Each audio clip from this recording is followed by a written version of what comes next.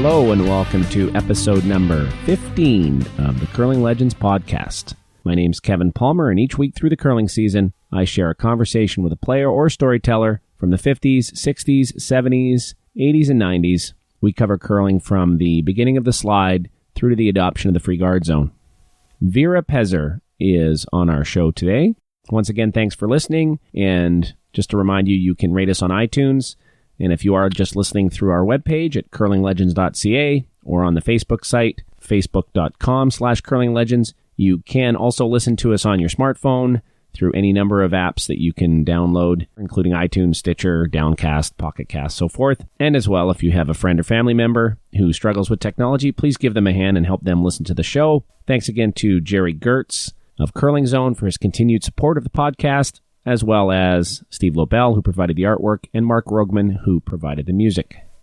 Vera Pezer grew up in Meskanaw, Saskatchewan, and learned to curl at an early age, throwing rocks on a two-sheeter. She later moved to Saskatoon to attend university and continued to hone her curling skills, eventually appearing in and winning 4 Women's Canadian Championships, once as third for Joyce McKee in 1969, and then again in a 3-year stretch with the same team as a skip in 71, 72, and 73. Vera would then go on to focus on other aspects of the sport, applying her education at the university and some of her study and work on psychology to the mental aspects of the sport, and would later go on to work with the CCA, now Curling Canada, ahead of the 1988 Olympic Games and through to the 1992 Games in France. Vera has also written 2 books on the sport, the first being The Stone Age in 2003, a social history of curling on the Prairies, and then in 2007, Smart Curling, which is a focus on the mental aspects of the game. We'll talk about those 2 books, as well as dig back into her development as a player and as a builder in her time with the CCA, and we'll talk a little bit about the modern game. I really enjoyed our talk. I trust you will as well. Here is my conversation with Vera Pezer.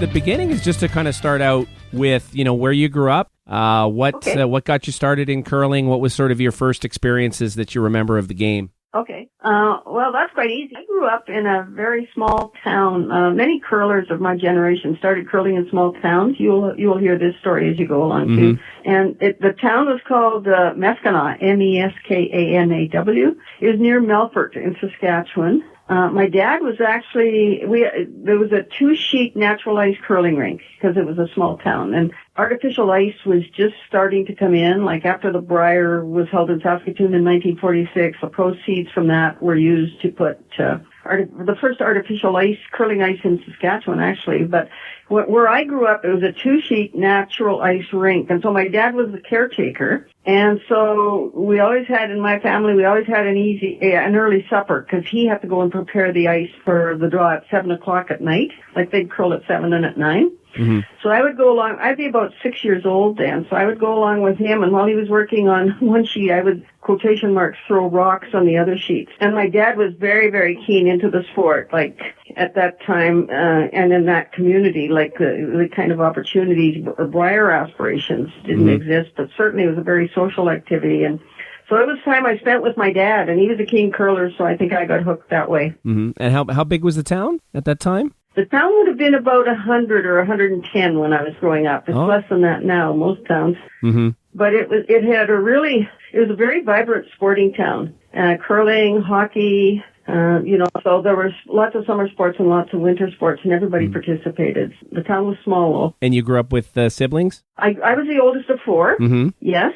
And so, yes, I had siblings, and they curled too. Never got into it quite as seriously as I did, though. Mm-hmm. But all of you were interested in sport and played sport at the time. It was kind of something you did. Yeah, certainly. Both my parents curled, actually. Back in that early time, then, were you sliding yet, or at what point did you start to actually learn a sliding technique? Well, when I curled in high school, certainly, and we got no coaching or training whatsoever, and it was just, it was competitive, but it was recreational. And then I came to the University of Saskatchewan, and at that time, curling was an inter-university sport. And so I tried out for the team and made it, and we had a coach who then, and we used to practice, so I got more into, into regular kind of practice and so on, and it was actually he who taught me how to slide. So by about the age of 19 or 20, then I was using the sliding delivery. And did you grow up also kind of appreciating the game? Did you, follow the Briar? Did you read the books? Like, did you have the Ken Watson book, I guess, those kind of things? By the time I was in university, I had the Ken Watson book. Mm-hmm. When I was still in Meskanaw in high school, I was in school, and it was not Ken Watson, it was Garnet Campbell, who won Saskatchewan's very first Briar in 1955, and there was no television or anything at that time. But to this day, there was live radio coverage because there was a sportscaster in Prince Albert who did live coverage of curling games, which included the Carbon Spiel in Nipawin, the very first Carbon Spiel in the world. It started after the Second World War. So I do remember listening to the Briar on radio, certainly, and we did it at my house. So. And the whole family, it was an event. It certainly was, and what happened the day that Garnet Campbell won the Briar, that was a daytime game. So I remember running home from school like crazy because it was going to be on the radio, and so we all listened to it over the noon hour. Mm-hmm. Then I found out later he'd actually won, which is pretty cool. Yeah, when you got into it a little more later, were you doing other sports as well? Because I think you've got a history as well of competing and being fairly competitive. Yeah. How did you manage that, or that's just something everyone did at the time, right? There was a lot, you played everything. That's something, yeah, we weren't specialists the way athletes are now. So in the small town I grew up in, you curled and you skated in the wintertime and did other kinds of activities. And then in the summertime you played softball, and we had some track in school and so on. So I did all of those. Thinking back in that time, was that common for young women to be very active in sport? Was that something where you felt like you were out of the norm? That it was very much a boys' realm, or how was it? I think that was true in some communities, but it wasn't so much in mine. Like our town was small, so like in order to field a curling team or a softball team, you kind of needed everybody. Mm-hmm. And so, the school teams certainly were not segregated. Older adults played baseball and that kind of thing, but when I was growing up, my town really didn't distinguish male and female, so I ended up on mixed teams a lot, which I think was a very healthy way to be, because all communities weren't like that. And were you competitive very much from the start? Like at anything you did, you just felt like you wanted to be you wanted to compete? Was that something that drove you? Yeah, I think so. Yeah. Mm-hmm. I think it's certainly a part of my character, and whether it was sport or studies or anything, it was kind of important to do the best I could. So you went to school, and you went to school where? In Meskanaw. I completed elementary and high school there, and then came on to the University of Saskatchewan. Ended up staying there, and then was employed at the university and made a career at the university. Mm-hmm. So I've been in Saskatoon really most of my life. And then so initially, talk a bit about that first coach, because that certainly wasn't something that was common in curling back and then in the late 50s. But so at that time... No, we're not. Yeah. We're talking mid-60s here. And so his name was Thode, Thode, and he was the father of Gary Thode. Mm-hmm. And Gary Thode was a schoolboy champion. The Thodes were a very well-known curling family in Saskatoon, in Saskatchewan, period, and Gary had won schoolboys. And the older Thodes had retired from farming, and they were living in Saskatoon, and so he was really a volunteer coach at the University of Saskatchewan, and he coached his son and took on the coaching of the university women's team, and so that's who I got coached by. And he was very good. Like he was pretty inclusive, not too critical. I remember he was kind of like a nice gentleman. And so I was just a kid from small town Saskatchewan in a big university in a big city, and could have easily been intimidated, but I was not with him. Who were some of the other players at that time then in the school with you who came up around that era? Well, there were some, like there's a Sharon Fike. Her name was Sharon Puffer then. She was on the team. Gloria Hayden has they've moved on. One taught in St. Albert in Alberta for a number of years. Gloria Nolan, I'm sorry, I said Hayden. It was really Gloria Nolan. Mm-hmm. Gloria Hayden was on my softball team, but she was a curler too, and so we used to curl and kind of play softball together. But we were all from small towns. When you practiced, or when you kind of learned more about how to approach the game, what were some of the things that you remember that you worked on, or what was it like? You mentioned kind of the sliding technique, but what Yeah, kind of, were there specific things you went through? Delivery, Yeah. and not much different than curlers do now. It's much more scientific now, of course, because the timing and the angles of the rocks and everything. The game has become so much more scientific. But certainly, it was at that period of time. The coaching I got was progressive for that time. Okay, so our practices were always at 4:30. There was actually an actual rink on the university campus, so we would go there, and he would be there. The coach would be there, and so for an hour to an hour and a half, 3 or 4 times a week, we would practice, and it was the basics. Then he would be at our games, and after, like, we played in a women's city league, and we curled in Bonspiels and so on, and he would be at those, and then there'd be discussions afterward about strategy and what we could have done better and what we should have done differently and so on. So it was pretty much his was pretty much a coaching model that you see today, except there's so much more involvement today on the part of the coach. So were you aware at that time that wasn't really what existed at other schools or in other, curling centers? Did you kind of have a sense of that? The university championships that we went to at that time, those teams all had coaches pretty much. So, we're talking 10 years before the Canadian Curling Association really got started to push for this role. But at the university level, all our teams had coaches. And was that across Canada, or was it sort of a West, like which? Ours was Western Canada. Okay, yeah.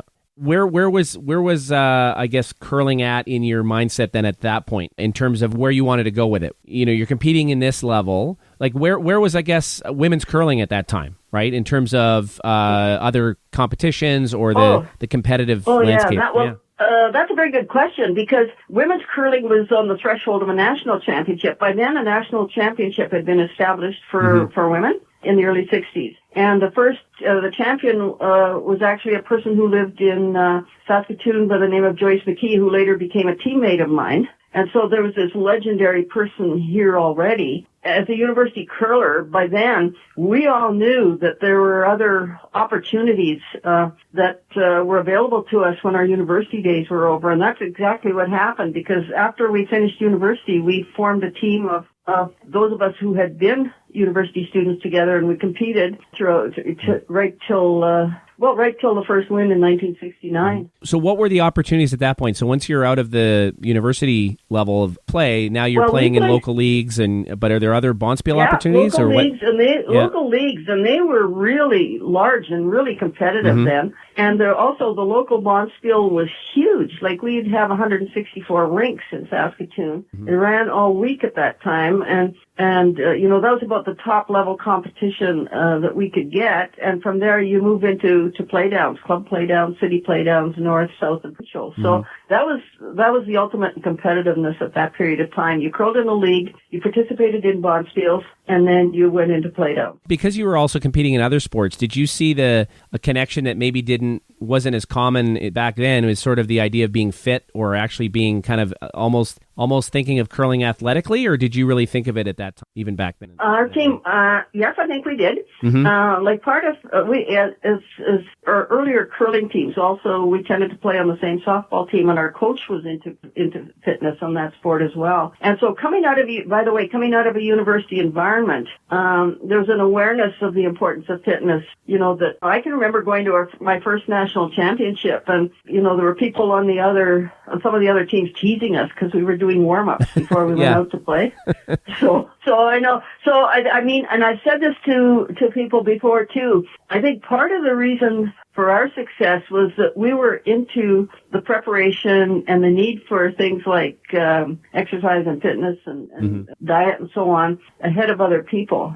And so that gave us an edge, so that the skill was able to be reflected because we had prepared well in other areas. Was it fair to say, in particular within the women's game, that, and I'd say probably maybe even the men's game, that a lot of the aspect of curling was just considered the social aspect was maybe overshadowed the competitive nature of it, and so the idea was that this is not a professional game, and so it was almost counter to that activity, right? Oh, yeah. Absolutely. At that period of time, Kevin, that's absolutely true. It was certainly it was competitive, but the mix with the social part of it could get confusing, and it did for some people, and that's why some, I think, never quite reached their potential as curlers, if you know what I'm getting at. Because they wouldn't know when where the line was between partying and being competitive. So it wasn't that we weren't social. We were, but when we were in competition, we were more careful about that side of things too. In terms of the preparation at that time, how did you think about the game in terms of the strategy, how you would approach teams or a competition? How did you think through some of those? Was that something that, because I think earlier in your career, you started playing with, like Joyce was the skip, right? In some of those earlier? Yeah, she did it first, and then in 1971 I became the skip. So, but in terms of our team approach to competition, if we knew an opponent, we tended to know their tendencies as well. Mm-hmm. And so there'd be conversations before we went out to play about how best to approach that, or if we knew the tendencies in a rink, whether the ice was straighter coming from outside in or inside out. So those kinds of things we were into, even though we weren't using stopwatches or there weren't sensors in the ice or anything like that. So that would be part of our preparation, is that, and the other thing, of course, we would be like anybody else, Kevin, you learn from your mistakes. And so, if we lost a game for some reason, then there'd be conversation afterward about why and what would be done differently another time. So you learn not to repeat the mistakes. Mm-hmm. So we prepared, not that we sat down and had huge textbooks of stuff. But, yeah. But I think, once I became competitive, I can tell you from October till March, I was pretty absorbed in the game. And it wasn't just when I stepped on the ice. So it was, what can we do as a team? How can we prepare?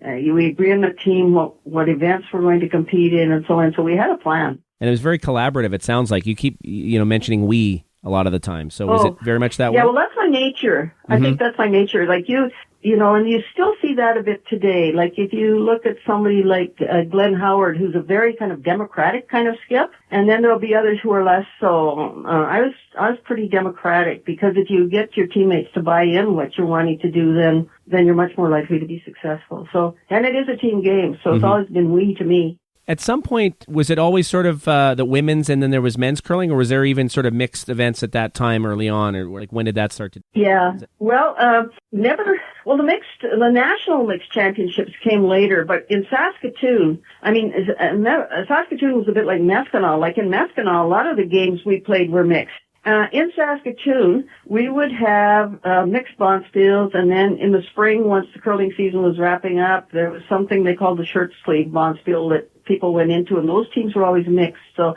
they weren't as competitive, but you were competitive when you were on the ice. So, but in terms of league play, certainly it was segregated. The men had their leagues and we had ours. Maybe take me a little bit through sort of the early days then of how the women's national event got formed. Some of your first steps in terms of getting there, and then some of the success. But like because it jumped around a bit too, right? I think initially the Canadian, there was and who organized, I guess, who sort of owned the organization. Was it McDonald's? I think at some point involved, and some of that history.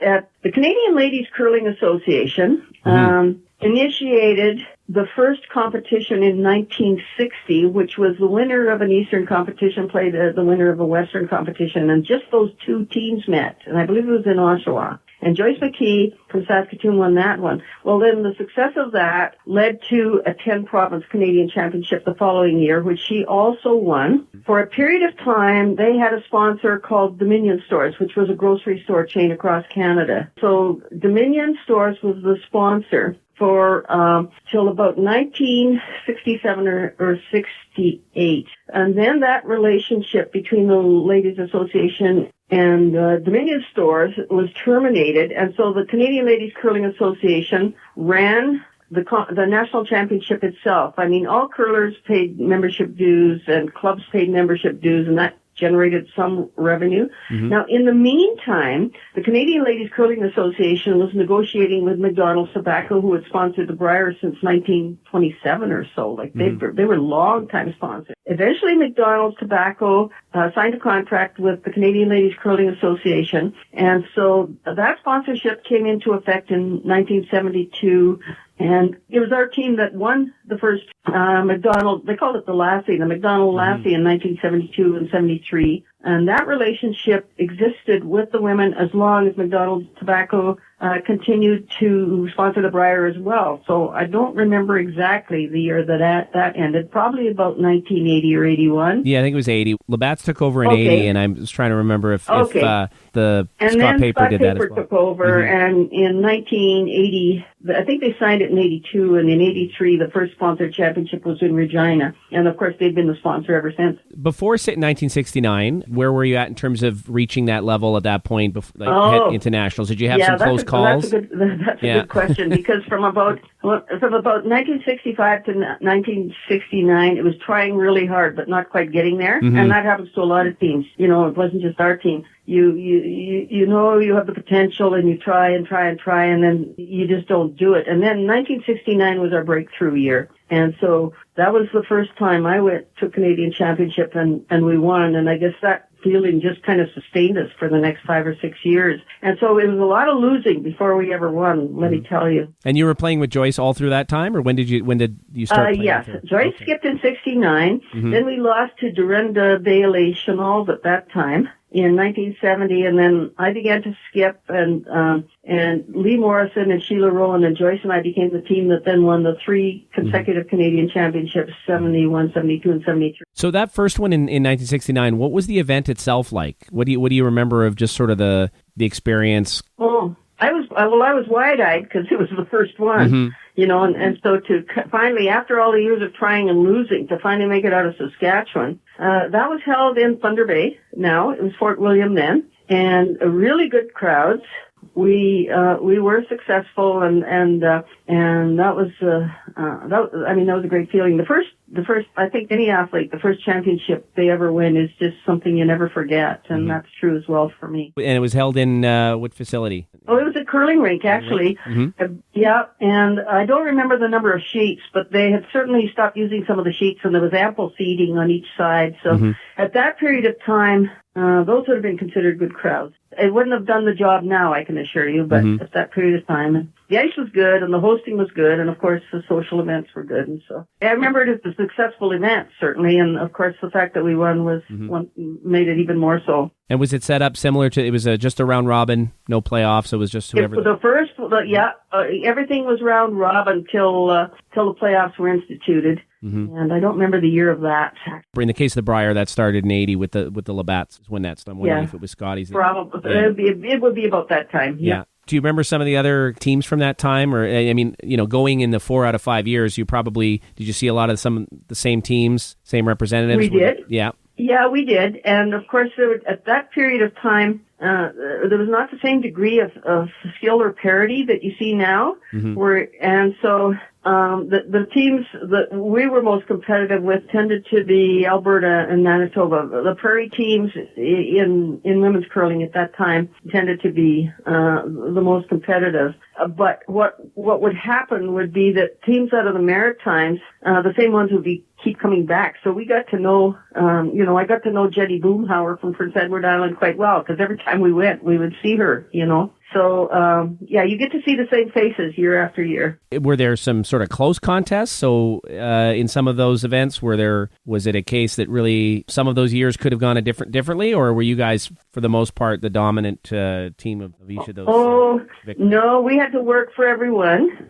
Well, you always have to work for them. So, yeah, making it look easy doesn't necessarily mean it was, right? Yeah. The first year I skipped, we went to Newfoundland. And I don't know why, but I had a hard time kind of figuring out the ice the first part of the week, and we lost some games. And of course, like I said, there was no playoff. So, I mean, if you won the round robin, that was it. The only thing that saved us was that Quebec beat Alberta in the final round to create a tie between us and Alberta. So we had to play off against them. Actually, Alberta finished ahead of us, and then we had to play a team from British Columbia. There were 3 teams tied for top spot, of which we were one, because we had such a lousy start. Mm-hmm. And then, so you had to draw straws to see who got the bye, and Alberta got the bye. And so we had to play BC in a tiebreaker in the morning, which we won. So then we had to play Alberta that afternoon in the final game. And one of the stories we were told was that Alberta was so confident of winning, they all went and got their hair done so they'd look good for the victory banquet. Uh-huh. And so that was the motivator of all motivators. Okay, yeah. At least I think it helped motivate us. So they looked really good at the banquet. We didn't look nearly so glamorous, but we won the game. The next time, in 72, we played in Saskatoon, and we lost our very first game to Quebec. And at that time, there was still no playoff or anything. Well, then we won the rest of the games during the week. And in order for there not to be a tie, we had to win our final game, which we did. So there was no tie there. So we went through that week with only one loss. Mm-hmm. Then the third championship was in Prince Edward Island. And we ended up having one bad game in the middle of the week. And Manitoba, Joan Ingram out of Manitoba, we met them on the softball field every summer, and we met them in the curling ice every winter. But she was undefeated, and as the luck of the draw had it, we had to play them in the final game of the round robin. So it took an extra end, but we beat them.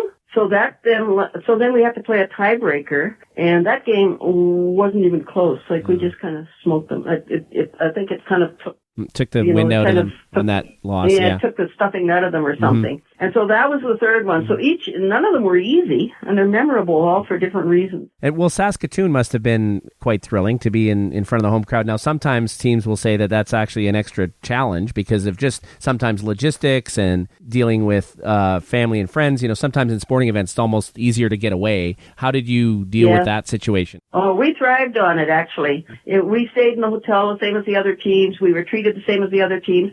We were given a driver who had been a competitive curler and who had curled with Joyce McKee and who knew when to leave us alone and and to have family and friends around felt really supportive. Mm-hmm. And no, that was of the three. Like I've been asked before, of the three, which is the most memorable, and it would be the Saskatoon one for the reason you just mentioned. So no nerves, although maybe you did have them in that first game against Quebec. Always nerves. Yeah, I know. Yeah. The more nervous I have to tell you, Kevin, the more nervous I was, the better I curled.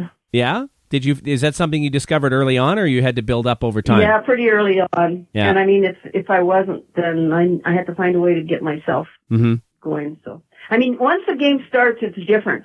The anticipation of the game is the hardest part. Once you're out in the ice, you just kind of get into a routine and the way it goes. And so, I never felt so nervous during a game as I did just prior. So you'd feel the butterflies, but you just got so used to them, and you'd know that you had them. Is that kind of what? Yeah, and what I learned over time was that I got to understand that how I felt before a game was an influence on how that game would go for me. And then if it was successful, then I began to use that to kind of bring myself to the same space for other games. Like, I would tell you, I would not likely have been ever the best shot maker in the world, but I was probably one of the most consistent ever. Mm-hmm.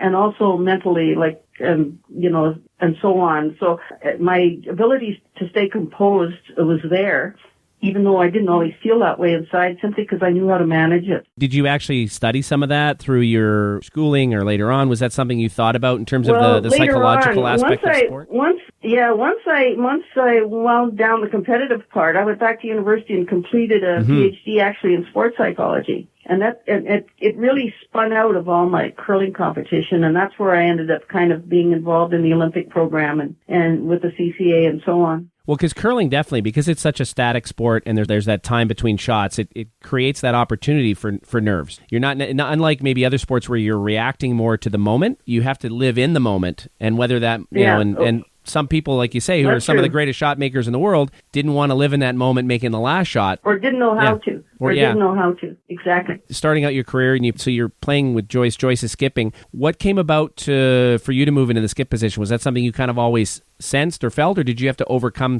some initial reservation? I think when I look back, what happened after we lost in 1970, like we lost the provincial final to Dorinda Chenolles Bailey now, and I think Joyce realized at that period of time that she was the skipping part of it was getting to be too much for her. And I played third for her. So it wasn't like I was unfamiliar with the house. Mm-hmm. Plus, just about every sport I played, I ended up in kind of the most challenging or stressful. When I played softball, I was a pitcher. Mm-hmm. So in curling, it just became a progression for me, I guess. And when I didn't, like, nobody forced her to step down. She decided to step down, and I just moved up from third, and that's how it evolved. Mm-hmm. You had instant success, so clearly it wasn't anything that you guys had to build off of, or was there a bit of like early in that season and when you first moved to the skip, was there much transition for you, or it actually was comfortable? Yeah, no, it was, the team was essentially intact in the same team. It's just she and I flipped. Joyce actually went down to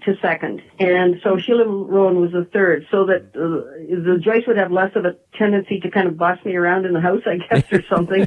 And so that would be the only major transition, but the personnel, the teammates were the same, and we knew each other's personalities. We just flipped roles a little bit. Yeah, I mean, you had the same team. I don't think you guys get near the same notoriety of the Richardsons, but it's pretty amazing when you think about it. I mean, what was phenomenal about them, of course, is it was the same team, because a lot of times in those eras teams would change, but you had the same team intact for three years that went back and won 3 national championships. I mean, that's pretty amazing. Was there? Yeah. I mean, at the time, was there pretty good recognition, and particularly, I would imagine, within Saskatchewan, such a curling province? Yeah. Like, what was it like? I mean, did you never had to buy a drink? Like, what was it like at that time?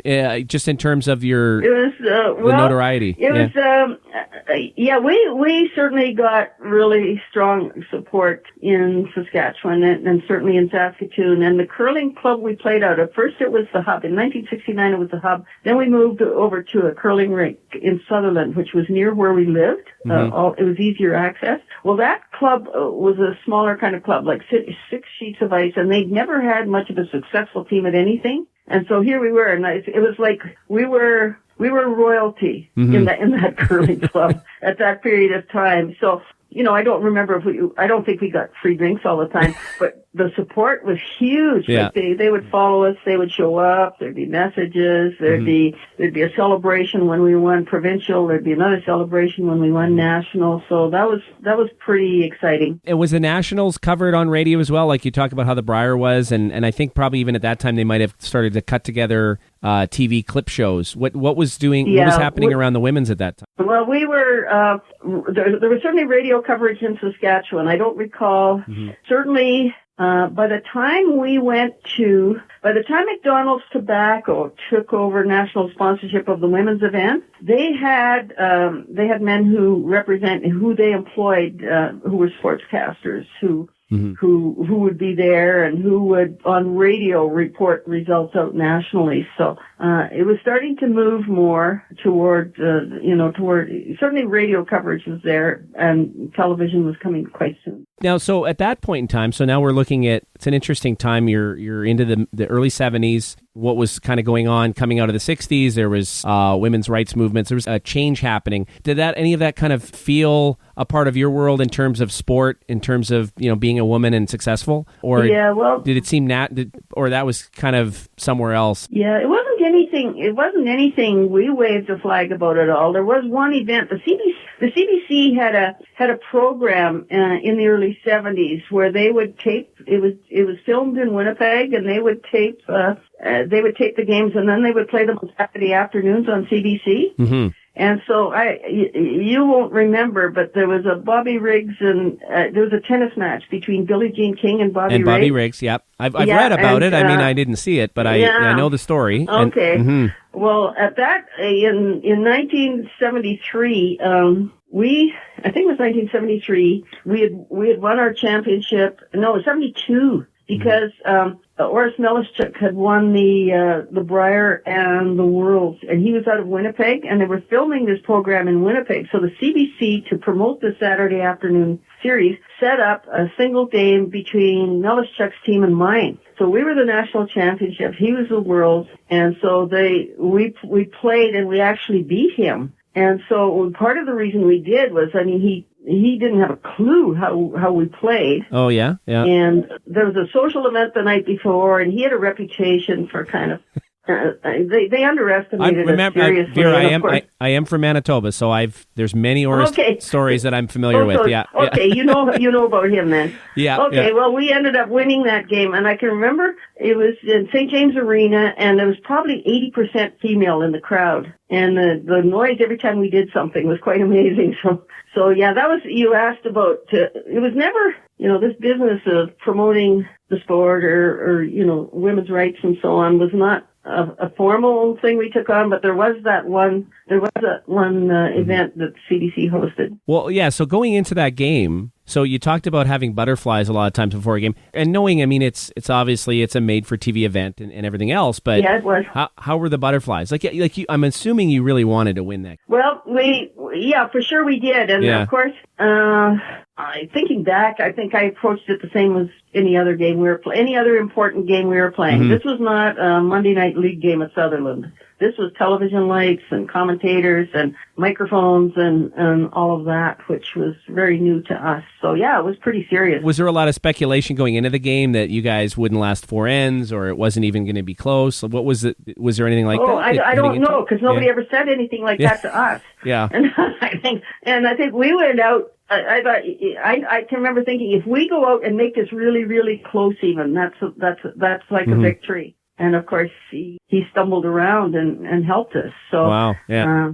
Yeah. Sounds like a pretty interesting. Yeah, so I guess that was sort of the first battle of the sexes in curling. It wasn't curling in Canada for sure. There've been other ones since, of course, and you'll find out about that as you talk to people. But there's been recent ones, and I remember, there's even Jennifer Jones has been invited into the Skins, and Homan played in a full Grand Slam men's event last year, which I thought was pretty fascinating. I mean, so so going back to that era, where did you see kind of the level of skill in terms of the women's game and the men's game? Having won the Canadian Championship at that point 4 times, 3 times as a skip, did you start to gauge your game a little bit against men's teams and start even maybe to adapt strategies that way? I don't remember consciously doing that, actually. I think our main focus was to stay focused on the women's teams and try and keep an edge on them, because that's who we had to beat. So, I mean, we'd certainly be aware of things like coverage for the man, the Bosville prizes were bigger, everything they did was bigger and better. And at that time, it was corn brooms, of course, so their skill level was affected by corn brooms in a more positive way than ours was. So there would be a skill differential, but I mean, we just worked hard on our game because we wanted to beat our opponents. Didn't really compare ourselves with men at all. How about from a strategy point of view? Did you see differences in the women's game in terms of how it was even played or how teams approached the come-arounds and that? Yeah. Yeah, huge. And so if we had an edge, it was because I think we learned some of that from watching men play. Like I can remember going to watch men's playdowns, men's Monspiel and so on, and you watch what they would do and do that as well. And you didn't see some of the other women's teams necessarily playing a come-around game at the time, or was it they would try to keep things more simple, or what was the specific? Well, I think the best way, I think, when I look back at who we competed against, they knew what their strengths were, and so they would try to play to those strengths, and there wasn't a strong desire to kind of learn skills and, other kinds of skills to make them stronger. So I can remember playing a team in Saskatchewan who drove us crazy every year in playdowns because all she'd do was draw. And so you have to learn, because that's what she could do. She couldn't hit anything. So the strategy became one of forcing her to hit. You know what I'm saying? And so, and then there were other teams who just shot bullets. So then the strategy would be to set up a guard and try to make them draw. So I think, we learned as much strategy by watching men more than we did our fellow female competitors. And there were some teams that were, they were like we were too. And so, of course, you had more competitive games like against them. So you almost had a bit of a counterpuncher capability where you would try to be able to play any type of game so that then you could adapt to counter the strengths of the opponent. Absolutely. The way you would approach it. Absolutely. That was a big part of our game. Yeah. Like we could draw, or we could hit, or we could tap, or do any of those things. Now, one of the things I ask everybody, and there's always some good stories, was there a gamesmanship that you saw within your competition? Were there situations where either teams would try to create some type of intimidation or even do little things that might curling, of course, is always a gentleman or, a game and all that things. But there's always these stories of little things teams would do. Was there anything that either you encountered or even things that you guys were obviously being very successful. I would imagine a lot of times you could probably walk onto the sheet and not have to do anything. The other team's probably already. Yeah, I don't think we were I don't think we were particularly into gamesmanship. There would be a bit of that going on. Like this was before the age of time clocks, and so there would be, and certainly in Saskatoon here in playdowns, I can remember a couple of teams who were just They would just deliberately slow their play right down. So if you let it would just drive you crazy. You know what I mean? Mm-hmm. And so there'd be that kind of thing. There'd be instances where, the hog line, would be hogged actually. So you'd have a hard time kind of getting into sweep their rock and stuff like that. But those were little things. I don't remember a whole lot of it though. Mm-hmm. I think like the women became competitive a little later than the guys did. And so we were winning, so we didn't have to resort to that, and the others hadn't figured out much how to do that yet, if you know what I mean. Yeah. So what happened after 1973 then? After that's a very good question, because after that championship, I found myself almost quite burned out. Because there'd been such a focus and such an intensity for 5 or 6 years, and then I made the decision actually to go back to school, and so that's when I went back to work on my PhD. From there, I played a little bit of seniors later on and so on, but that was I wasn't the kind of curler that hung on curling forever and ever and ever. Mm-hmm. I did it, and then I moved on. So after 73, really the idea of focusing and competing and making it a really large portion of your winter took a step back. It did. You'd still play, so you still played, you still stayed, and we'll get into it. Of course, you stayed involved in the sport. Yeah, for sure. I continued to curl at the club level and a little bit of bonspieling. The school, given my financial circumstances, I was still working while I was going to school, and so I didn't even have quite the same time as I did before. And so that ended up, I ended up eventually getting my PhD in the late 70s, 77, and from then continued to curl a little bit, but then the Olympic program came along and the chance to get into that and to develop some programs and so on. Curling was beginning to change a lot by the late 70s and early 80s, and I had a chance with my sports psychology background to kind of be a pioneer in that area as well. So I went with that and continued to kind of get into coaching clinics, and with the focus primarily, the Canadian Curling Association used me as their sports psychologist. So that was a good time for me. Well, did you not even start coaching within the mid 70s? Like I think you coached a junior rink in 75, right? Yeah, I coached university teams. Mm-hmm. Yes, I did. In 73, the national junior team was Pat Crimp at that time. She was a university student, and I was their coach. So I was into coaching a little bit then as well. And started at that point. So you were involved in some other clinics and coaching specific activity, because the 70s were a big time for that. There was a lot of different groups. I know there was the Ray Turnbull group. There was, Warren Hansen was starting. There was a lot of. Were you involved in any of those at that time? I got connected to Warren Hansen. I got an invitation from Warren Hansen, and that connection came from there. Okay, and then that's how you started working with some of those clinics. And I did. And then, of course, as the Curl Canada program developed, because he and I knew each other well, and I certainly always respected him and what he was trying to do for the game, then I became part of that group. And I wanted to ask you a bit about that, right? See, back in that era, and I think he definitely had a very specific idea about the direction of where the sport could go. Right, yes. In terms of a shifting did. from certain, and again, the social aspect of the game is important, needs to be nurtured. I think it's important, but he also saw that certain aspects of it weren't athletic, right? So, did you kind of share? Certainly, the reputation and image was not seen to be one as athletic. We were seeing a bunch of beer guzzlers, Yeah, and it was anyway. You think about it. You had a national championships that were. we had a tobacco sponsor for heaven's sake. Exactly. So, at what time did you kind of share did you see sort of a kinship in terms of Warren's vision a little bit that was a potential for curling? And were you even the Olympics? I think being in Montreal in '76, something like that. What point did you start to even think, okay, curling has these aspirations? Okay, well, that's a really good question, because Warren and I certainly shared a similar philosophy that the game had to kind of change its image a little bit, but the other thing was that my own kind of academic background in sports psychology, I mean, most of my research was tied to curling. It was done in the psychology department, and I had to jump through all those hoops. So, like, I inherently understood and wanted to demonstrate the value of all the kind of psychological and other kinds of tools that curlers could use. But the main thrust, I think, I won't say for Warren, but for me, was when Calgary was granted the Olympics in 1988. Mm-hmm. And so the Canadian Curling Association at that time, and Warren by then was an employee with them, and so kind of they wanted two things. They wanted a program developed that would demonstrate the evolution of the sport into more, to a more serious level. Because once the games were given to Calgary, and once curling was chosen as a demonstration sport, then in Canada, here was a chance to showcase the sport and maybe help move it along to Olympic medal status. The other thing the Canadian Curling Association wanted was they wanted our teams to be successful, and in order for that to happen, there was a desire, a wish to kind of have some tools in place to prepare them. Mm-hmm. So from about 1985-86 on, Warren had this team. He had this vision for a long time, of the need to kind of change the perception of the sport.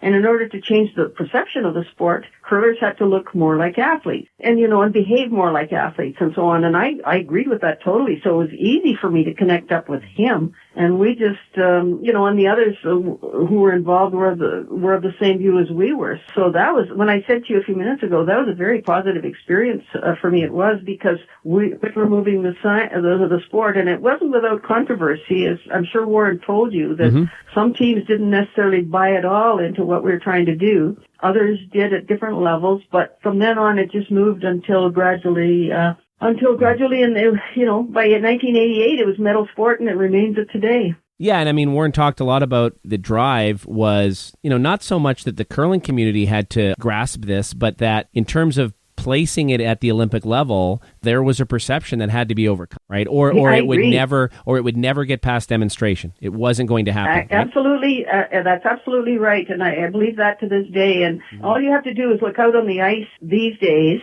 at curlers, and they don't look like the curlers of 30 or 40 years ago. Yeah. Physically, they don't behave that way mentally, and along with that, of course, the stakes have become a great deal. They're much higher, Kevin, than when we curled. So the higher the stakes, the more careful you are of what you have to do in order to kind of reach those goals. So, yeah. Yeah, and that's not just curling, right? I mean, many sports have transitioned that way. You look at even just something like golf, where the physical attributes of the golfer were never considered as important. And yet you had, and there were early trendsetters that did many years back, Frank Stranahan and then Gary Player and some of these players, but that was the rarity, they were the right? Exception. The exception. Yeah, they were the exception. It was more like Craig Stadler. They'd be as common to see as a Craig Stadler. Yeah. Wasn't he the punchy little golf guy? Yeah, he was. The Walrus, yeah.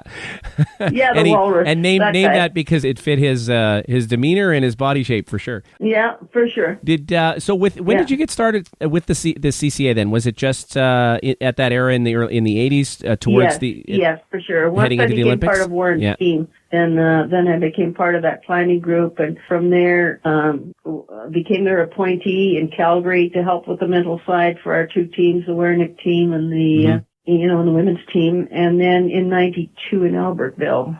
So given the study that you'd done, the work, what were some of the teams like at that time in terms of their reception and engaging with you about these conversations about the mental side? What did you find?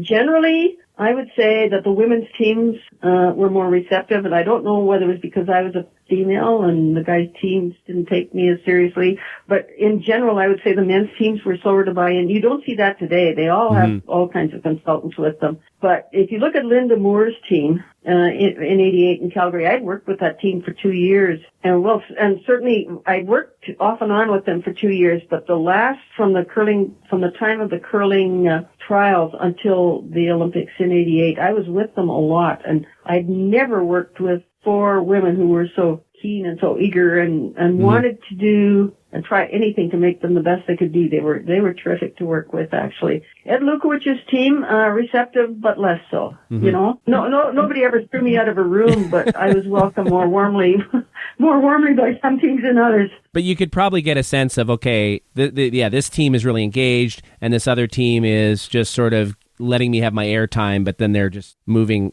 on and forgetting the conversation. That's absolutely right. And the kind of tools I was offering, you can't force on anybody. You know, the mental preparation side is like the tools there. If you tell somebody they should try a new slider, that's something very tangible they can look at and try. But to talk about relaxation techniques or visualization or something, it's it's more subtle. It's an interesting thought too, that historically, the women's teams and, even in juniors, I mean, I was coached in juniors, as a lot of us were, but the women's teams tended to be more receptive to coaching, and especially, earlier on. Wasn't that the case? And yeah. I mean, even in the men's ranks today, coaching has, I think, a ways to go in some cases. Sometimes the coach is either another player who somebody's father. Yeah, I know. Even at the top ranks, or it's even like sometimes it is that psychologist almost, right? It's not necessarily even a game strategist or somebody that's focused on their technique. Exactly. Yeah, I mean I'm not so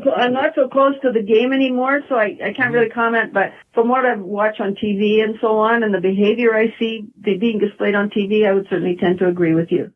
I would think women, by and large, are more receptive to coaching than the guys' team. Did you stop working with the CCA then, kind of later on, then in the mid-90s, and as things moved, or did you continue on? Yeah, what happened again? I kind of had a university moment. Once the Albertville Olympics ended, it was just at that time I got appointed to a senior position at the University of Saskatchewan, like an associate vice president position. And so it was like me going back to school a decade earlier. The demands and everything, the personal kind of decisions I made had a direct influence on how much I was able to stay involved in the game. So from 1992 on, I just more or less backed away.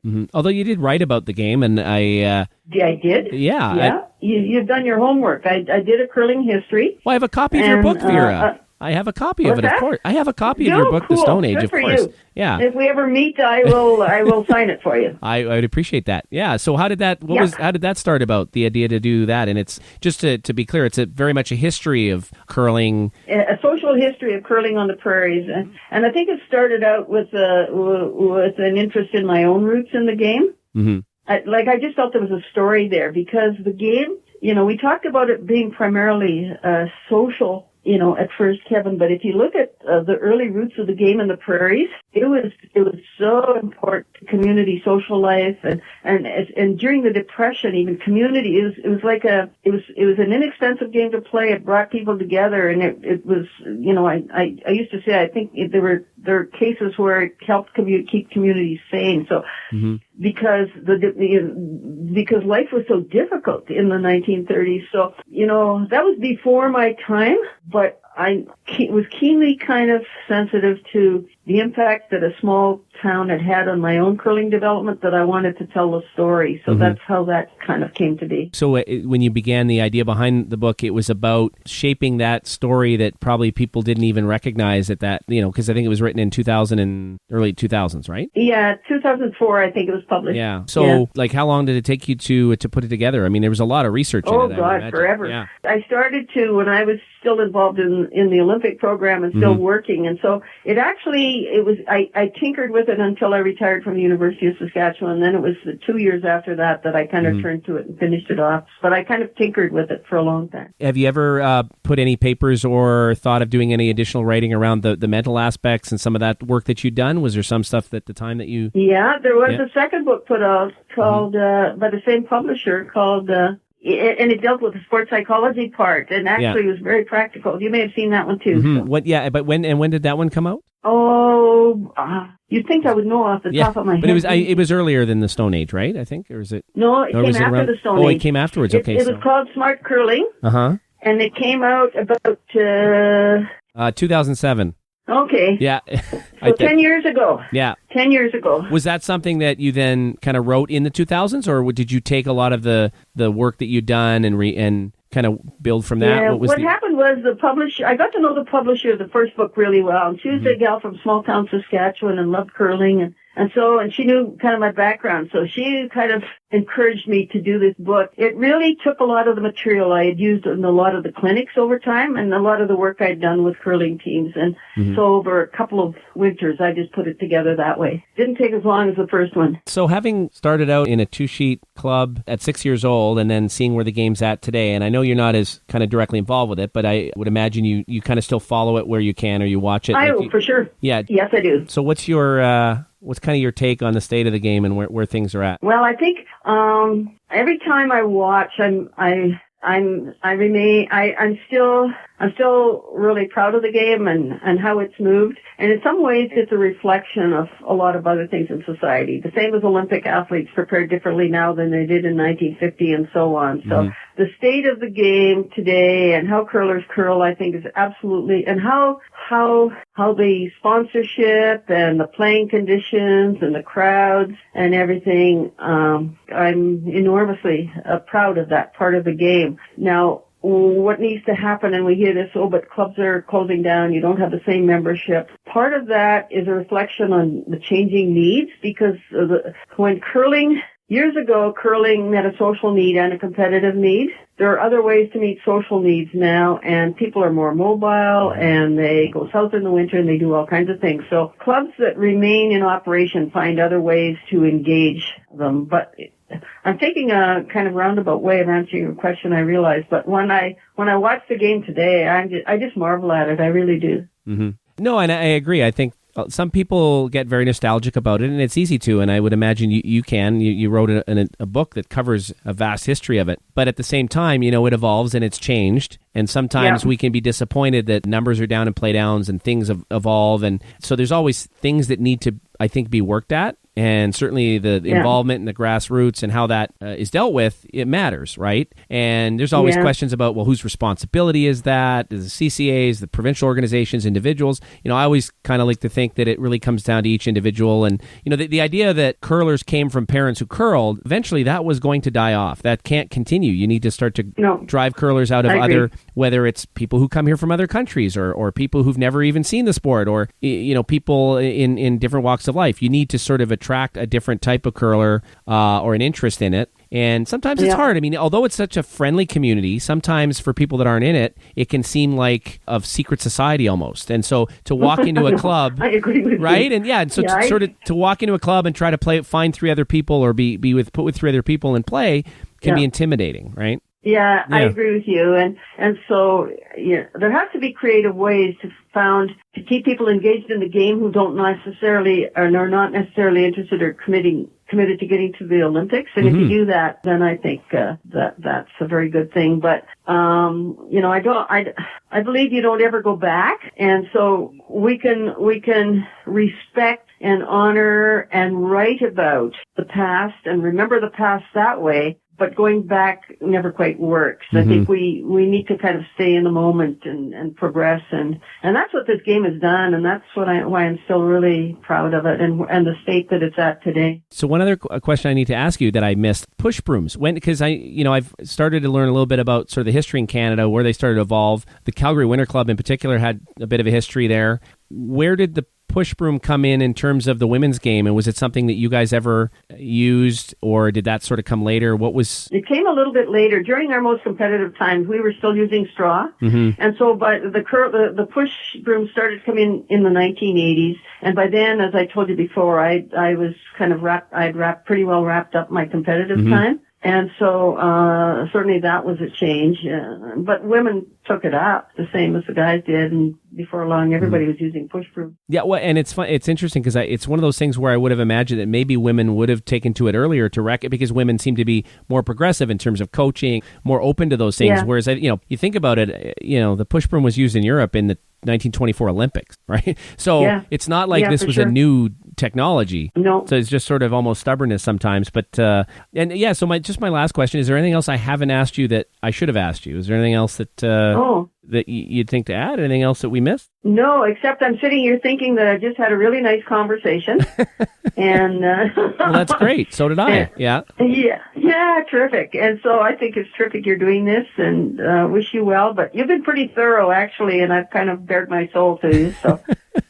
Well, I really appreciate it. All right. Well, great. It was nice talking to you. Okay. Thanks for the interview. No, thank you, Vera. It was great. Take care. Okay. Bye. Yeah, bye.